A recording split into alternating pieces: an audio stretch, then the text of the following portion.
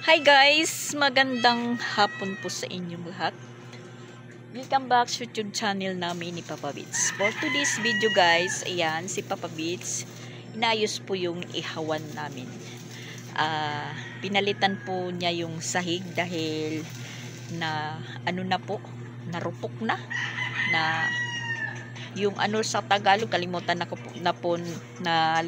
na po yung marupok sa Tagalog, dumog, marupok, Tagalog sa dumog, marupok.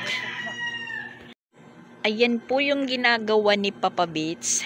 Pinalitan po niya kasi yung pinakasahig dyan sa ihawan namin is, ano yun, steel plate, yero? Ha? Kapal to. Ano itong? Di, sa una, steel plate, yero? Zero lang. Yero lang yung pinakasahig, pinakasahig namin. Ngayon, pinalitan po niya ng anong pangalan? Makapal yan. Steel plate. Steel plate na ano. Pang truck to. Sa sahig sa truck. Yan po yung ano niya. Matagal po yan matagal po yan masira. Kasi pag nagsusugba kami or nag-iihaw, ayan, nagkakandahulog yung mga uling aray. Aray naman. Natilamsikan tayo ng baga, ng apoy. Yan po yung pinagkakabalahan ni Papa Beats ngayon. Update po ng panahon namin, ayan. Tumila na po yung ulan na halos magdamag yung ulan namin dito na akala ko nga hindi makapasok yung dalawa. So, oras ng alas 7, tumigil naman yung ulan. Tas ayun, nakapasok din. Pinilit kong makapasok sila dahil holiday kahapon. Yung holiday kahapon is Chinese New Year. Hindi ko naman alam. At sabi pa nga ng iba, hindi mo malalaman kung anong holiday kasi hindi nakalagay sa kalendaryo yung Chinese New Year dahil palit-palit naman po yung pizza ng Chinese New Year. Hindi naman po permanente, hindi katulad ng sa atin dito sa Pinas na yun nga. December 31 yung Chinese New Year. Yan, nahulog na po yung dito sa bubungan namin. Dalawa pala yung nahulog. Agoy, nakakasira po yan. Ayan, tingnan nyo, sumabit dyan. Yan, napunit na naman po yung trapal natin dahil sa nahulugan ng ng dahon ng niyog. Yun nga, sabi ko hindi katulad ng natin, New Year na permanente December 31. Yung Chinese New Year hindi daw permanenteng pizza. Kasi noon naalala ko Chinese New Year is parang 26, ganun, 25, 26 sa una. Kaya hindi ko na anuhan kahapon kung ano talaga yung holiday. Dahil walang nakalagay sa kalendaryo at wala naman ding nakalagay sa GC namin na anong holiday. Basta sabi, walang pasok bukas dahil holiday. At hindi naman po ako nagtanong. Basta sabi lang ng mga bata, ayun, wala silang pasok kasi holiday. Tapos ngayon naman, si Sia, may nabanggit, sabi niya, wala siyang klase bukas. Hindi ko alam kung totoo. Kasi chinik ko yung namin GC, wala pa namang chat na walang klase bukas. Pero mayroon silang dalang parang assignment nila. Tapos yung chat doon, meron po silang meron po sa kanilang pinapa-memorize ng teacher. At hindi rin din po ako nagtanong dahil hindi ko naman po yung magtanong-tanong, mag-usisa. Na yun nga, sabi ko, nakikiramdam lang tayo kung ano pa yung susunod, naghihintay kung anong susunod na i-chat-chat sa GC dahil marami na po silang nagtatanong. So tayo naman is naghihintay lang kung ano ang isasagot ng teacher. Sa ngayon wala pa naman kung ano po yung balita. medyo lumayo tayo kay Papa Bits kasi masakit yung ano, yung apoy na, hindi naman apoy, yung baga, sa waray baga. Tumatalsik yung baga. Si Shaira yan. Yan ang mabuti, Shaira. Sa damuhan ka, dumudumi. Hindi yung dito ka sa, ano natin, sa loob. Very good, Shaira. Very good. Pero sa umaga, hindi natin maiwasan na hindi tayo makaglinis ng dumi ni Shaira at ihi kasi sarado naman yung gate, hindi naman siya makakalabas. Pero pag nagigising na po ako, binubuksan ko yung gate, kumakarikas na po siya ng takbo. Yun. Pumapalayo po siya, pumapalayo. Pero ngayon, hindi na po siya dito dumudumi. Diyan sa inuupan ni Papa Bits. Nagpupunta na po doon siya sa may puso.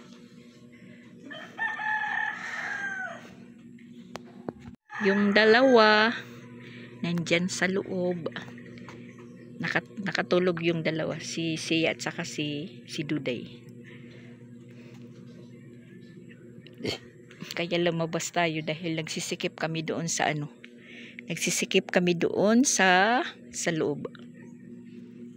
At pinatay ko muna yung sounds ni Papa Bits. Sabi ko sa kanya, mag-ano muna tayo. Maghanap buhay. Yan, talagang matibay na po yan, guys. Makapal. Hiningi po ito doon sa pinagtatrabahoan ni Christian.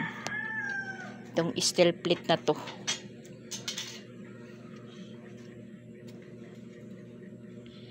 At saka nagpunta na naman po si Papa Bits kanina sa RHU. Ganun pa rin. Pag uwi niya, meron na naman po siyang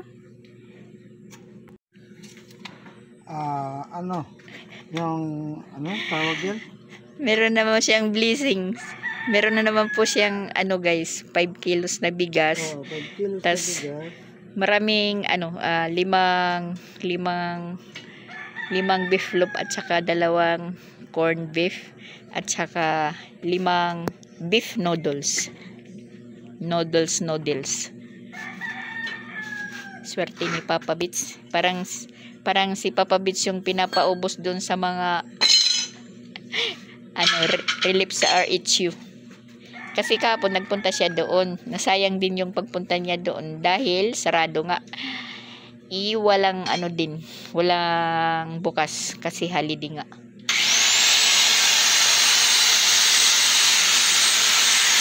At ayan, medyo tinuluan tayo ng tubig kasi andyan nakatambak yung tubig. Ayan. Anuhin natin. Dukdukin natin kasi makakabasa ito sa dumadaan. Ayan, napakarami.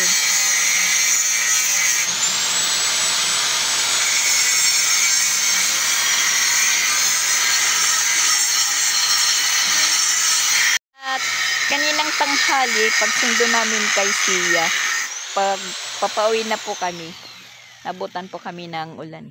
Nabasa po si Duday dahil nasa implant po siya. Pero pinaliguan ko siya kagad nang dumating po kami dito. Pinaliguan ko agad.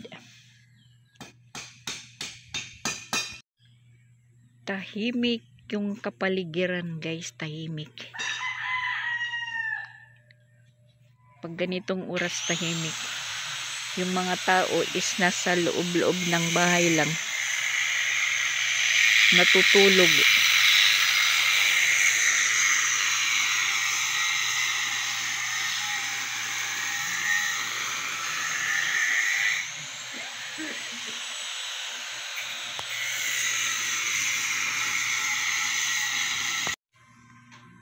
Yan yung multicab po na orange na mag-u-turn na babaking.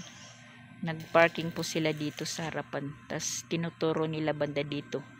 Baka may bumibili na po dito sa sa harapan na lupa, sa harapan namin. Itong area na po to. Area, baka may bumibili. Yan. Yung multicab na orange. Pumarada po yan. Tinuturo po yung banda dito. Aha. Hanggang dito yan. Hanggang dyan sa kalsada. Tapos dito. Dito sa puno na to. Ito po yung pinakamuhon nila. Pinakamuhon ng pinakamuhon ng lupa. Tingnan nyo. Ito po yung pinakamuhon na niyog. Puno ng niyog. Kung hanggang saan po yung luti. Yung square meter. Nagsasanga. Ito po. Ito. Kaano dito sa ni Jing. Ito. Diyan sa poste ni Jing.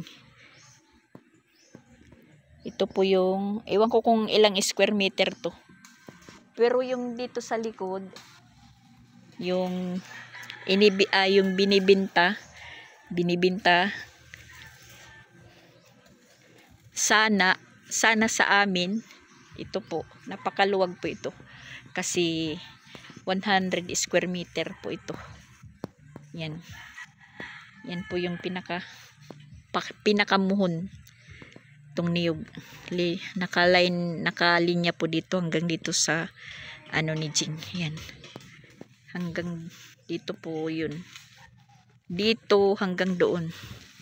Na ako naman po yung taga dito para hindi na tumaas yung damo. Taga gabas. Yan. Tapos yung banda doon, linilinisan po din ni Jan Tark. Yung bayaw ni Sir Regan. Kasi kanila nakatapat. Kasi sabi niya malamok. Sabi ko nga, oo nga malamok. Dapat linisan. Dito naman, ako, yan. Medyo mataas na naman po yung yung damo, mataas. Tas yung problema nga doon sa likod. Yung likod dito. Tingnan nyo. Yung sinaraduhan, binakuran na hindi na kami makakalusot doon. Yung tinubuan ng kundol. Hindi na po mapapasok na malinis namin. Kasi inano na. Tas ayan na nga tingnan nyo yung damo. Aakyat na dyan sa may bintana namin sa likod. Di naman po kami makapasok. Kasi siniraduan doon sa lusutan namin. Tas ayan, hindi naman po siya naglinis. Yung caretaker dyan, hindi na naglinis, hindi na nag-grass cutter. Mataas na naman yung damo nila dyan. Tapos, ayun, parang may nakikita po ako. Parang may tumubo na naman siguro na kundol sa loob. Napansin ko kasi yan sa isang araw na mayroong bulaklak. Siguro tumubo doon yung kundol. Na yung tinanim naman natin dito na kundol, po tayo dito, nagsidling. Pinapak ng langgam na pula. Yung buto kinain, nawalan na ng laman. Tingnan natin dito sa likod, may tumubo yata na kundol. Kung tumubo siya, so yung tumitira dyan yung makakakuha. Sunod ng sunod si Shera. Tingnan nyo, just masikhan pa. Yan. Pansin ko. Kundol yata yan na tumubo. Tas andoon pa meron pa doon.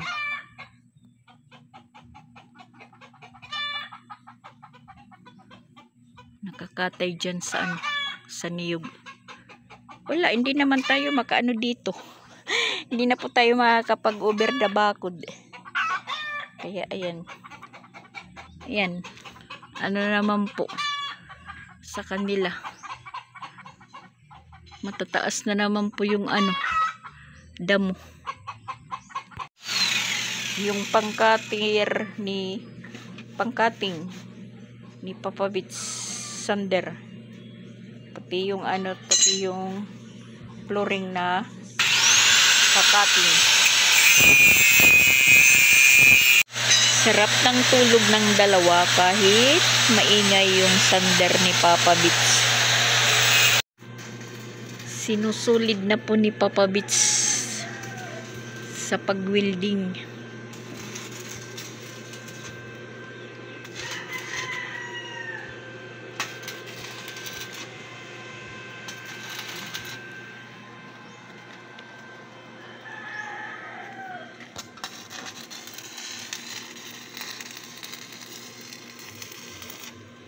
Shira, gusto da, babag ko ka ng katbaga.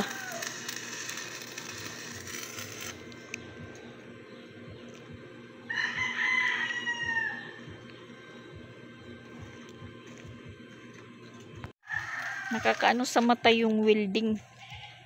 Parang masakit sa mata tingnan.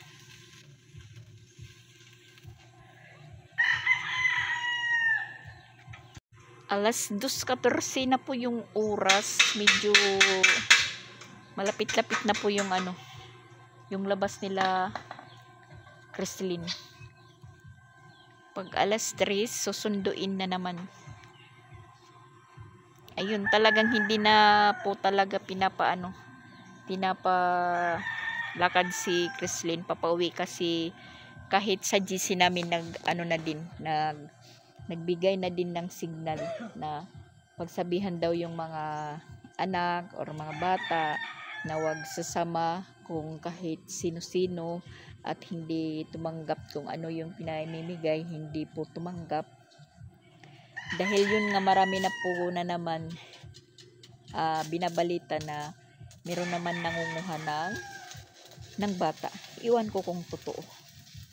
Kung totoo kasi yun, wala naman po masama yung pinapaalalahanan. Yung pinapag-ingat lang. Matotoo man o hindi, kailangan din po mag-ingat-ingat. Pagsabihan yung mga anak, mga bata na ganun. Huwag sasama daw sa kung sino-sino at wag tatanggap kung ano yung ipamimigay. Huwag tatanggap basta-basta. Ganun naman din sila Chrislyn at Sian. Pinagsasabihan ko naman yan halos minuto. Yun po yung sinasabi ko sa kanila. Yun si Chrislyn, nakatry na po siyang maglakad. Nawili naman po siya dahil marami silang magkasama. Pero mga ilang araw, yun. Hindi ko na din pinalakad at nagsabi din yung mama niya na hindi na palakarin pag-uwi kasi yun nakakompo siya ng news na merong batang nawala, matagpuan wala ng ulo daw. Nakita ko naman po yung picture pero parang kung yun nga kung totoo, kung hindi fake news is kakalat po yung balita. Yung totoong news lang na mismo nga si May Timang pa yung nag-post yung mag-inang pinatay ng ama ng asawa. Yung asawa niya ginilitan ng liig tapos pati yung baby pa, sanggol pa na anak, pati yung 11 years old siguro na anak yun. Kasi nga pala yun, addict na, tas na-rehab na pala yun. Tapos hindi na nakainom ng kanyang maintenance. Ayun, nagpatuloy pa din sa bisyo. Yun, ang napagdiskitahan yung asawa niya at 2 anak.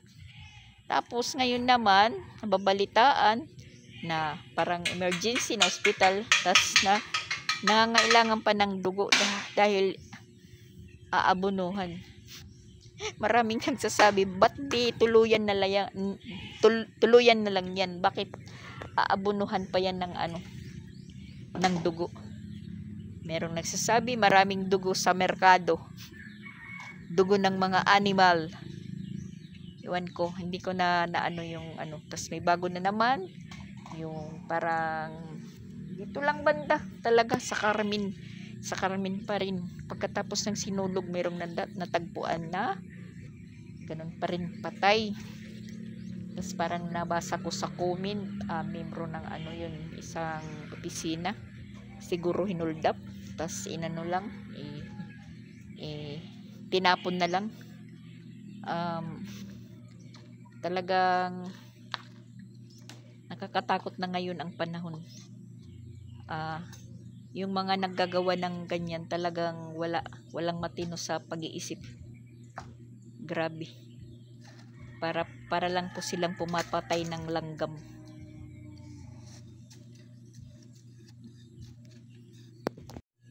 Yan, tinalagyan na ni Papa Beach ng buhangin yung ano niya, ihawan.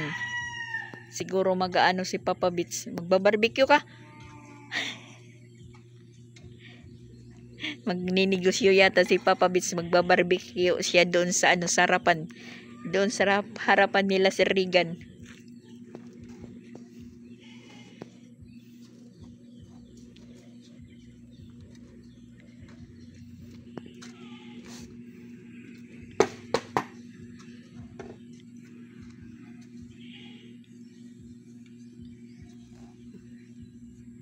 Tapos, mag-ihaw mamaya binyagan. Mag-ihaw ng budo. Budo bulad. Mag-ihaw dyan ng ano, yung pinikas. Pinikas na bulad.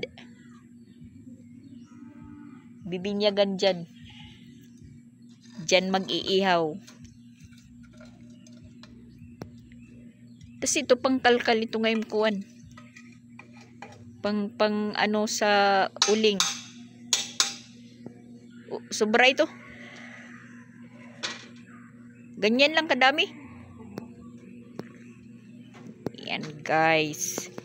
Pwede na. At saka masasabi natin na affordable.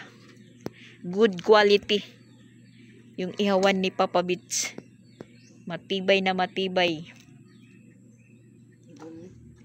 Ha? Sige, buhatin mo. Ha? Ito pala. Mabigat ba? Sige. Gaan pala. Gaan pa. Nabibigatan ka na.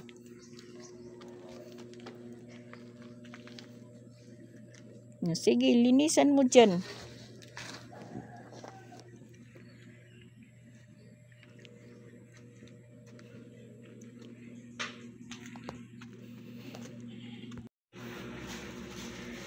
Talagang malaking tulong po yung ibinigay kay Papa Beach noon ni Tita Sent ba yun? Basta naalala ko Tita Sent ba? Tita Sent po yung nagbigay ng welding machine na yan. Tag-isa sila ni Pix. At saka itong ano, grinder. Tas meron pang ano yun? Barena. May barena ba yun? Yung kay Pix nandoon sa Tacloban. Siyempre dinala niya po sa ano, sa kanila na nagkaroon din po si Pix doon na tatanggap na mga saro sideline, may nagpapagawa ng window grills, tapos gate, tapos yung pinsan kong si Tito Lugs nagpagawa po ng lutuan ng bibingka po na ngayon po yun po yung source of income po ni Tito Lugs, na sabi nga inano nila, sinamantala nila na si Pix na nandoon pa sa Manlurip nung hindi pa bumabalik ng Maynila. Maraming po nagpagawa kay Pix. Yung auntie ko na asawa po ni Tatay Iskoy na namatay noon nang umuwi po kami nila Jing may timang, nagpagawa din po kay Pix ng higaan, double deck, bakal, yung steel bar, tapos ano, Yung gate nila, pinaayos din. Tas nalala ko din, nakita ko doon sa likod ni Tito Lugs, nagpagawa din po siya ng sampayan na ngayon naman pati si Mama Pix is nakakasampay doon, nakakahanger dahil doon sa likod po inilagay. Sa likod nila Tito Lugs, sa pwesto nila Pix, sa harapan naman nila. At sa likod naman po namin. Ganyan lang po kami dito sa bahay. Pagtulog yung dalawa, tahimik lang. Paggising, yung maingay si Duday. Tawa ng tawa. Tapos mamaya baka mapagkapasyal na naman po kami doon sa peryahan. Oh, nagubad na si Papa Bits. Uy, may dapat din limpyuhon. Oh. Kuha na ito nga palwa. Ako na lang magwawalis dito. Yan. Bukbok ng ano. Bukbok ng sinander. Parang na powder na po siya, na powder. Nagano na si Papa Bits, naghubad. Kasi basa na sa pawis yung ano niya, t-shirt. Tapos masama yung amoy ng yung kinating po na bakal, kinating tapos naghahalo yung welding ng usok. Masama po yung amoy.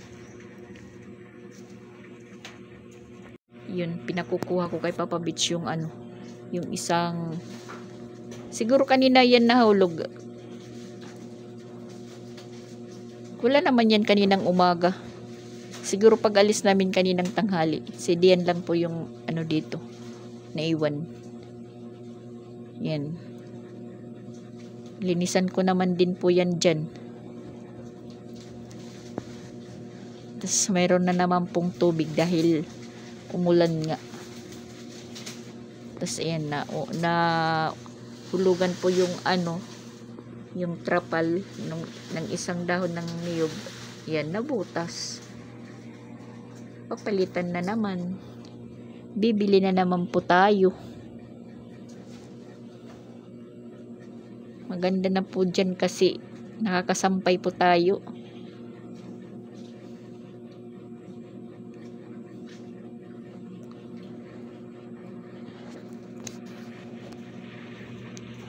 Yan, wawalisin pa dyan, wawalisin. Itong isa na bata hindi pa tulog, dilat na dilat pa yung mata. Mapipitik ko yung mata niyan, mapipitik, hindi pa natutulog. Yan, upo muna tayo dito sa tabi ni Papa Bits, dito sa office, table office po niya. Naalala ko po yung office table. Kasanayan ko na kasing sabihin yung office table. Pero meron po nagsabi para maganda daw ko, no? Table office. Tabi muna tayo dito kay Papa Bits kasi nandito may electric fan din, pero nakahubad na po si Papa Bits. Wala na po siyang damit. Tabihan natin po siya, guys, dahil mayroon po siyang snack. Bumili po siya kanina, galing sa nang manggaling po kami sa palengke.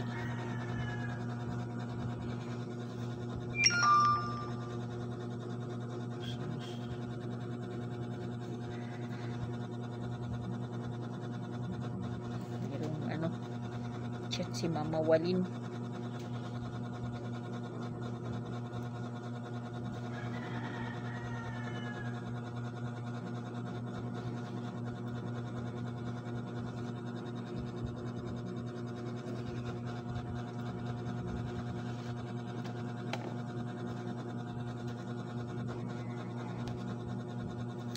Si Mama Walin kasi din po siya, inad ko po siya din sa sa GC namin, sa kinder at saka sa daycare, grade 3. Kung ano po yung mini-message dun sa GC, pino-forward sa akin. Katulad ngayon, sabi niya, ma, pamemorize kay Sia yung yung chinat sa yun, sinagot ko siya, tapos na kanina pa, tulog na nga ni, sabi ko, nakatulog na nga sa kami memorize. Akala niya siguro hindi ko nababasa, ako ang nag-add sa kanya.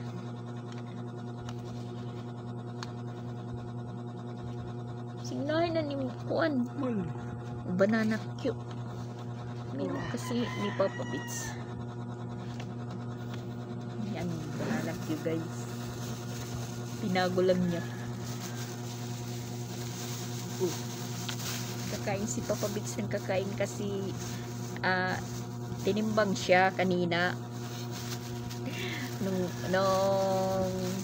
pagpunta siya doon, parang natuwa yung niya, yung doktor, kasi mataas yung timbang niya. Kanina naman, iba daw kung noon nagtimbang sa kanya, siguro hindi marunong yung nagtimbang. Sabihin natin yung una 77 yung timbang niya, kanina nag 76. Tunistyon daw siya ng doktor niya, bakit bumaba daw yung timbang niya. Dapat sana nagpunta ka doon, kumain ka muna. Hindi pa siya kumain kanina, nagkapilang, nagbiskwit, siguro magaan. Isang lang naman, timbang yung nabawas. 77, 76 kanina. Yan, snack tayo guys. Banana cute. Okay. Parang matigas naman.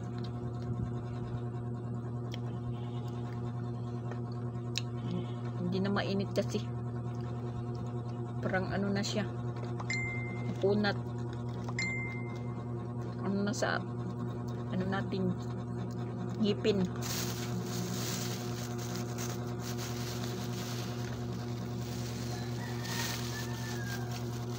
Ang kapal pati ng ang kapal ng asukal. Yeah. Tigas. Snack guys. Banana cute. Ganito yung pagkain ng banana cute guys, yung makunat. Dandahan lang kasi picky po yung natin. Uy. Ngipin natin picky. Pero may original pa naman. Ito panguya. Ito. Dito. Yan po yung panguya ko. Panglaban sa matigas.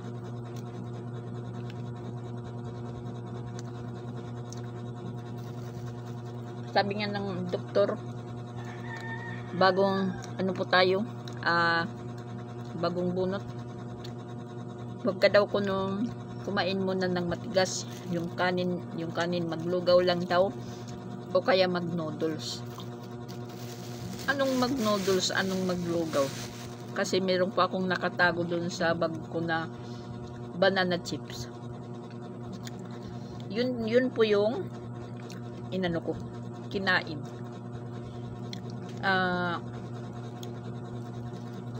Nagtataka nga ako dahil yung ibang na binubunutan, ako na-try ko din, pero lang yun, hindi yung doktor yung first time po akong nagpabunot,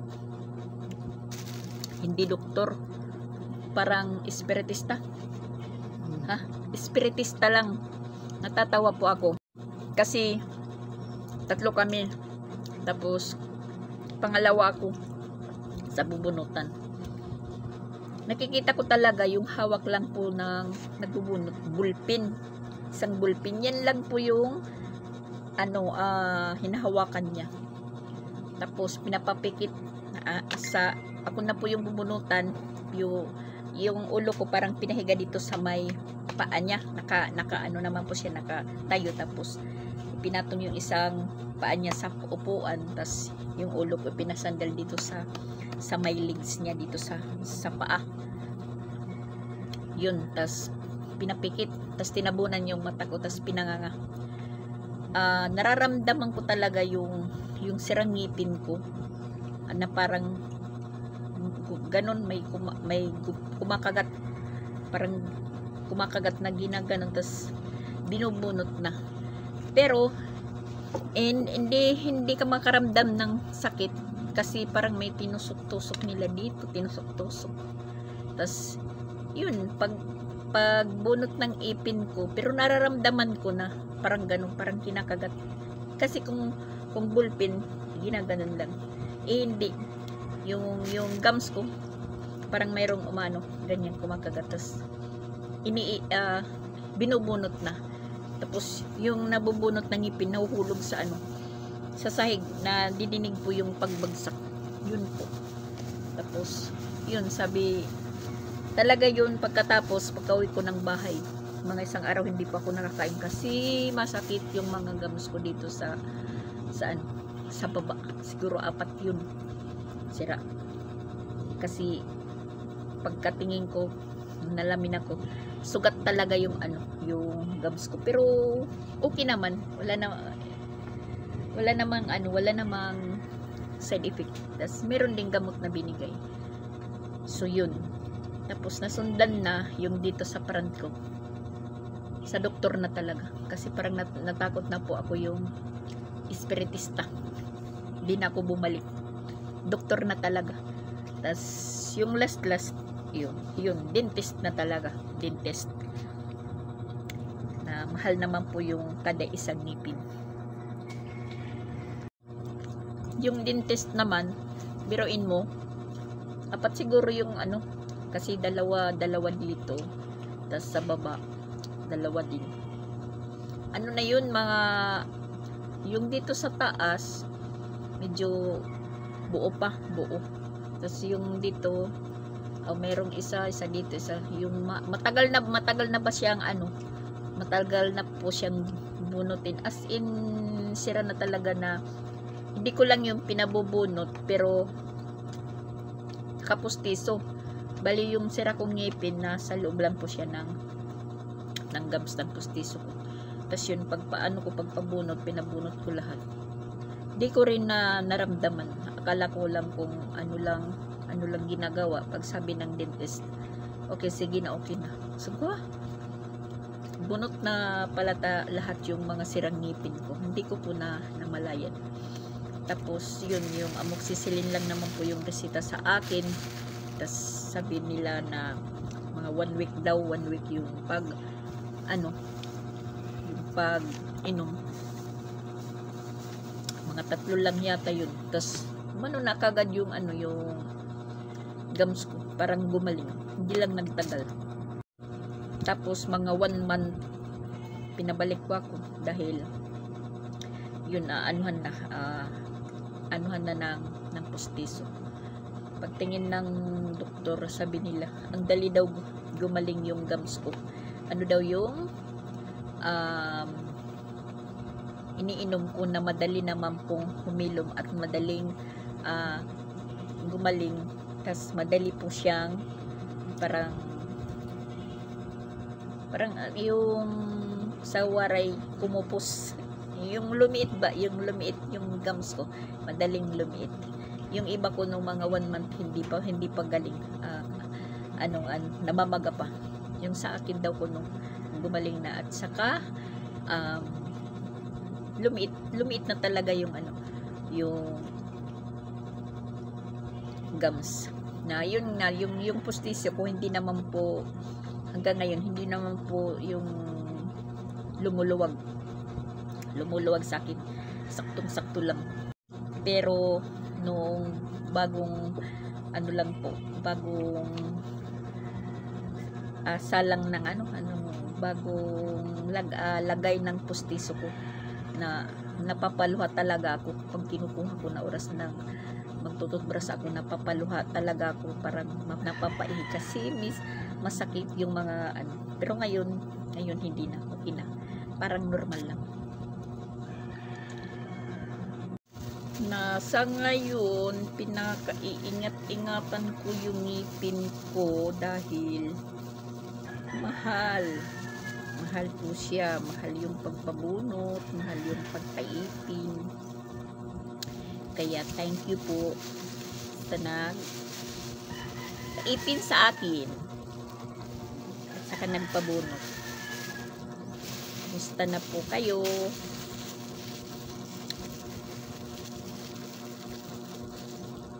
Shout out po.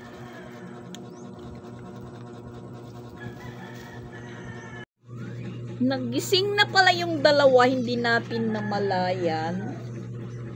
Ayan. Kadiksi hinahangin yung ano natin. Siya. Meron pinapaano kay Siya. Pinapamemorya sa'yo. Asan na ba yun? Tapos ka na pag ano? Pag answer? Ano ba? Tinuruan po siya ni Dian sa assignment po niya. Tapos ito, pangalani ito dito. Pangalani. Dito man. Sino nag-stapler ni mo, teacher?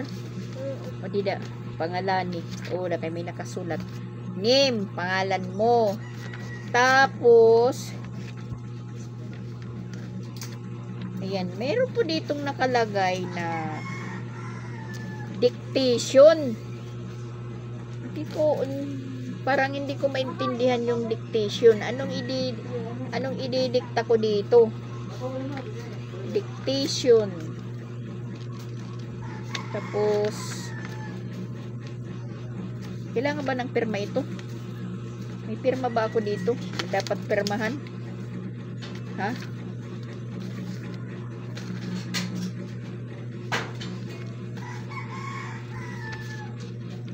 Ito man, ito. Dapat memorize mo. Ayan. Ayan. Jar. Tapos, mat. Hin. Ano pa yun? Cut. Oh, cut. Ito pala, iyan pala yung nasa GC yung please memorize for dictation. Oh, dictation, yung dictation. Sinulat natin dito para basahin ni Siya. Ako muna yung uuna. Tandaan mo ha. Tandaan. Yan. Hin. Jar. Cat. Mat. Tapos hat. Bata. Walo. Papa. Yaya. Mama. Hin, jar, cat, mat, hat, bata, walo, papa, yaya, mama. Pag-memorize ito. Sige, ikaw. Usog nga di. Usog pala, usog. Dusog nga di. Usog pala, usog. Sige, go. Ako oh. To. Ano inihiya? Di man hiya nga drawing. Inihiya. Ano nihiya? Ano ni mo answer? Okay. Koloran. Magugusit floor mat. Inihiya. Ini nga manok. Anong Inglesan manok? Hanugang. Ang inahin. Ang inahin na manok. Ano sa Ingles? Inahin. Inahin, no? Sige, ano English? Nanay na manok. Hen, di ba? Oh, ano mo didigin answer? Hen. Amo diya, hen. Tapos adiya, inihiya ano man? Ini. Ano English ini? Man, ano nim color ito dida? Ano nim answeran? Amo itiyat adi didi. Ano ini nga drawing? Oo, ano nga drawing?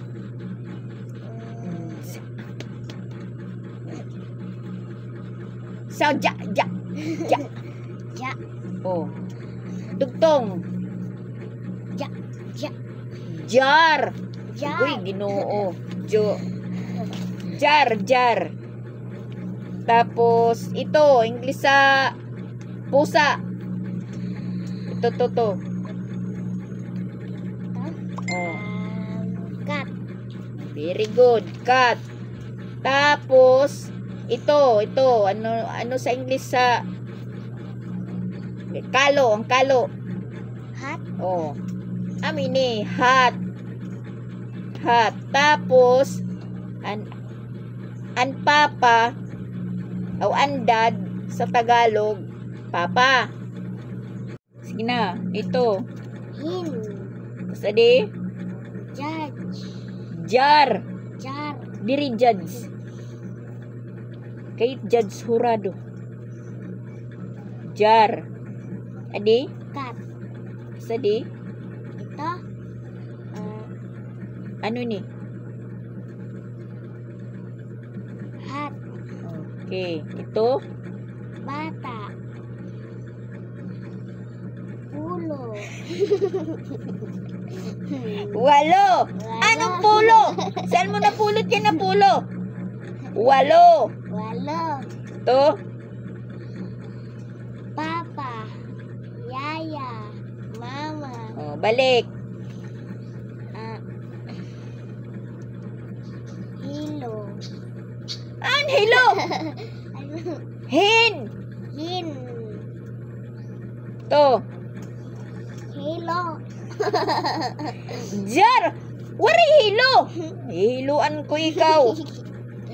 Hin, jar, kat, mat, hat. Oh. Ito. Ano ito?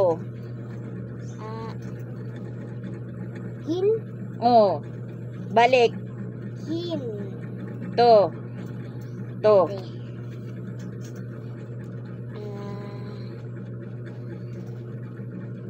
Jar. Correct. Ito. Pusa.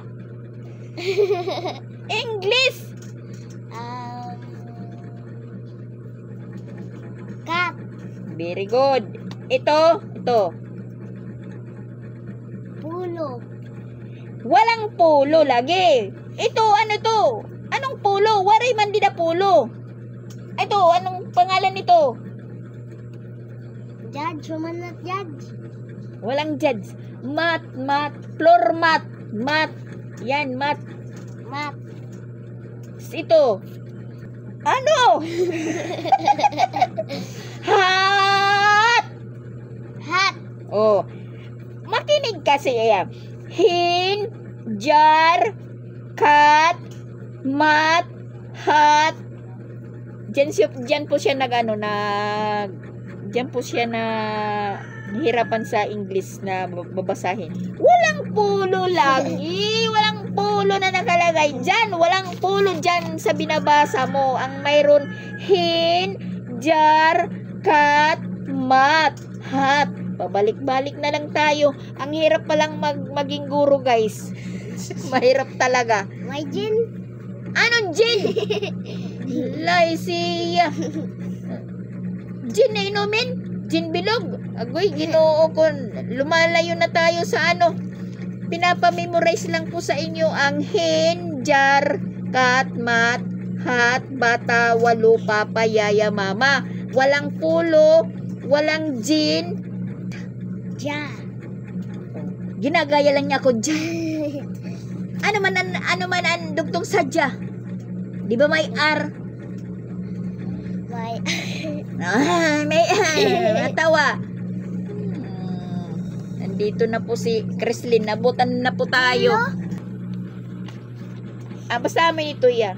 Number 1. Hin, jar, cat, mat, hat, bata, walo, papa, yaya, mama.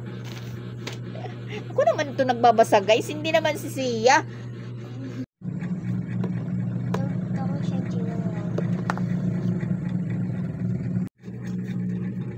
Pinagyan pa kasi yun. May semiket. May klase ka mo, boss? May klase ka mo? Kilo. Ha? Jin. Yan, yung Chrislyn yun. Nakasibilyan lang po siya.